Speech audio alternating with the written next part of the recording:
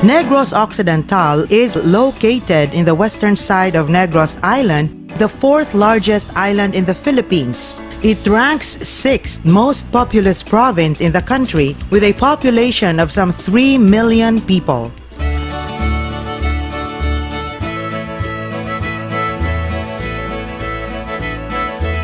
Agriculture has been the lifeblood of Negros Occidental's economy, the driving force behind its growth and progress. Negros Occidental is an agricultural province blessed with abundant water source, sufficient power supply, fertile soil, and predictable weather. Agriculture accounts for about 80% of the province's economy, with sugarcane taking up 54% of the highly fertile agricultural lands. Negros Occidental has 7 major rivers with a total water discharge of close to 10 million cubic meters and a watershed area of 4,768 square kilometers. With its rich soil and water resources, almost all crops grow anywhere in the province.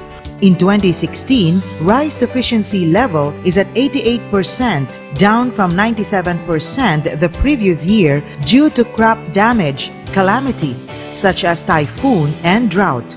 Ongoing intervention include irrigation development, promotion of hybrid rice production, and farm mechanization. Various cities and municipalities are presently promoting hybrid rice production. In addition, the Office of the Provincial Agriculturist, with the support of DARF06, launched the School on the Air for Hybrid Rice Production and Rice Crop Manager. Sugar production in the province reached 1.2 million metric tons, comprising 54% of the Philippine production. Bioethanol from sugarcane is also produced in 2 integrated bioethanol distilleries. Other agricultural crops like corn, which is considered as one of the staple food aside from rice, and fruits such as coconut, banana, cassava, mango, and camote also thrive in the province. Long before the National Organic Act was enacted in 2010, Negros Occidental and its sister province, Negros Oriental, have been promoting organic agriculture that paved the way for the formation of the Negros Island Sustainable Agriculture and Rural Development, or NISARD, to address rural poverty through organic farming. Presently, there are 12 organic villages. Private organic smallholders and enterprises serve as regular destinations for advocates and study tour groups from various parts of the country. To date, there are 17,031 farmers who are into organic farming, cultivating more than 15,000 hectares.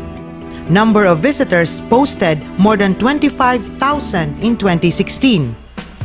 To sustain its effort in organic agriculture, the provincial government continues to hold the Organic Festival every year.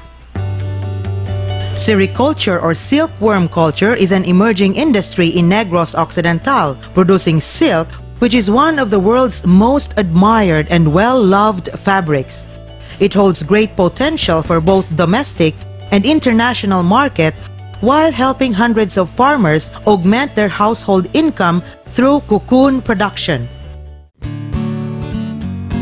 Negros Occidental has 25 coastal towns and cities and has a rich marine resources, being home to 2 marine sanctuaries, Carbon Reef in Sagay City and Danhugan Island in Kawayan Town. Fish is another significant commodity in the province, with a production of 92,651 metric tons coming from commercial fishing, municipal fishing, and aquaculture. Of the total fish production, the Philippine Statistics Authority revealed that in 2016, municipal inland and marine fishing registered the highest yield of 43.98%. Commercial fishing contributed 26.16%, while aquaculture contributed 29.86% to the total fish production of Negros Occidental. This includes milkfish, prawn, shrimp, tilapia, oyster, mussel, catfish, seaweeds, groupers, snappers, and others. Shrimp farming is one of the potential industries in Negros Island that can answer the need for diversification on a large-scale basis. In 2016, the total production registered 8,300 tons. Unknown to many, Negros Occidental is the top producing province of the blue swimming crab or BSC in the country, with an average volume production of 3,837.75 metric tons in 2015 that are exported to other countries. Negros Occidental Governor Alfredo Marañon has remained focused on the blue swimming crab industry as he continues to personally educate fisherfolk to return gravid crabs or egg-bearing crabs to the sea to allow them to spawn and hatch. Inspired by the efforts of the governor, fisherfolks have followed suit, venturing in other stock enhancement projects like sea farming of squid. Another promising area for export is the dried fish production. However, there is a need to focus on the food safety practices to be able to supply the growing regional market. In 2016, the total production reached up to 134 metric tons, but in order to increase the volume and quality of production, there is a need to provide additional facilities and appropriate technology for this industry to take off. Mariculture production of oysters posted 1,412 metric tons, and this commodity is also in demand in the local market. To date, there are 45,548 fisherfolk or fish are registered in the province. Being developed as a major industry next to sugar is livestock production.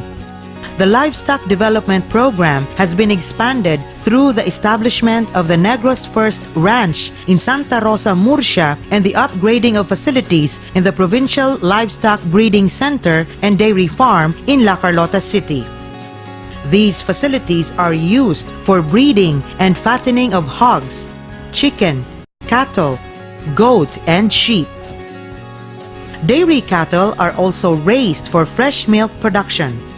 A monthly average of milk produced is pegged at 38,400 liters from the 160 dairy cattle on the milk line as of 2016.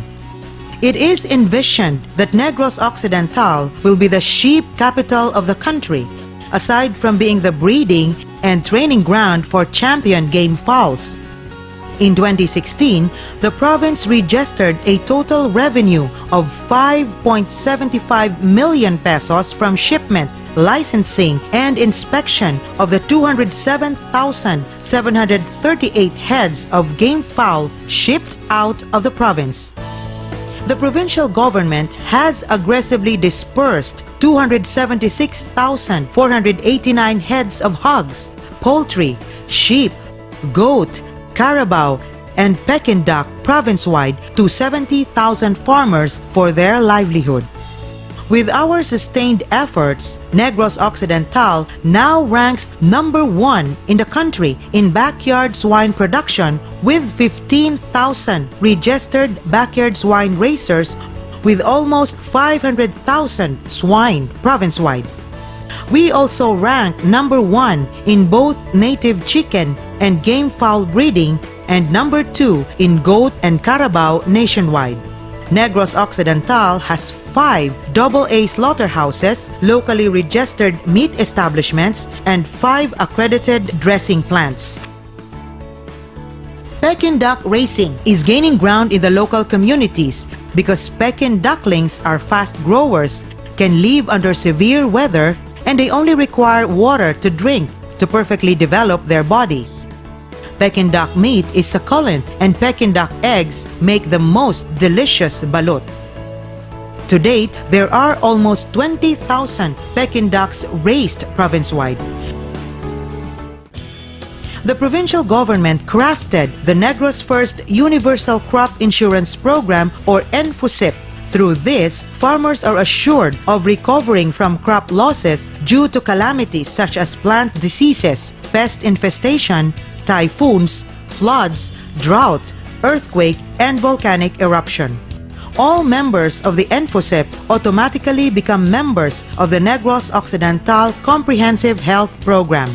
As of September 15, 2017, the Philippine Crop Insurance Corporation has paid a total indemnity claims amounting to 65,559,737 pesos that benefited 14,292 farmers in Negros Occidental, covering an area of 15,257.61 hectares under the ENFOSEP. Negros Occidental is one of the pilot provinces in the World Bank-funded Philippine Rural Development Project, or PRDP, implemented by the Department of Agriculture, that is making available some 800 million pesos for farm-to-market roads, bridges, and other infra projects, as well as micro-enterprises in different towns and cities, with the provincial government providing only 10% counterpart, or 80 million pesos. Another component of the provincial government's agriculture program is the provision of scholarship to deserving children of marginal farmers, fisherfolks, and sugar workers. The goal of the program is to provide agriculture sector with more qualified manpower to assist in the agriculture program of their respective communities that will redound to countryside development. In keeping with the Negros First Priority Development Agenda, innovative and pioneering ideas were infused, cutting across social and political boundaries to promote food sufficiency and agricultural productivity, especially in the countryside, because this administration believes that empowering communities is one big step in propelling the local economy towards sustainable progress and prosperity.